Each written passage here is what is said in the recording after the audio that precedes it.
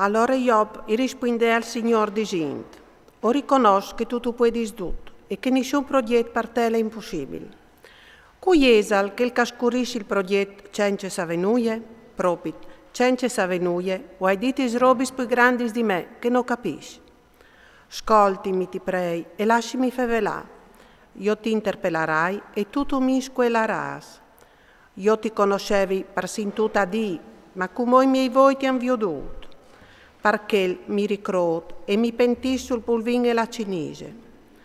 Dopo di vei fevelat così a Job, il Signore dice ai li fasi temanit. La meraviglia si è infogata quintri di te e quintri dai tuoi due amici, perché non veis diti robis giusti sul mio conto, come che l'ha fatto il mio famiglia Job, per la quale io leit siet vigliei e siet rox. Leit dal mio famiglia Job e offrit un olocausto per vuatris. Il mio servitor Job al prearà per vuatris, di modo che in grazia di lui non ti asti la vostra matetat, perché che non veis fevelat ben di me, come che l'ha fatto il mio famiglia Job. E li faz il Temanit, Bildad, il Sukkit, Zofar, il Namatit, a l'era in dunche e a facere in come che aveva ordinato il Signore al verivuar di Job.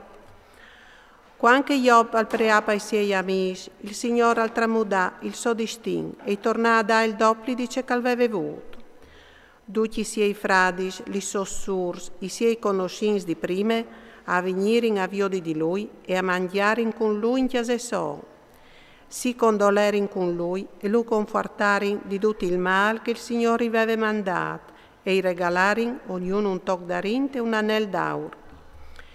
Il Signore al benedì la nuova condizione di Job, lui che non la prime, al diventare paron di 14.000 pioris e di 6.000 camei, di 1.000 par di bus e di 1.000 mussis. In nascerin anche 7 figli e 3 fies. Alla prima non colombe, alla seconda cassie e alla terza boccette di bellette. In tutta la regione non dere femminis così bielis come gli figli di Job.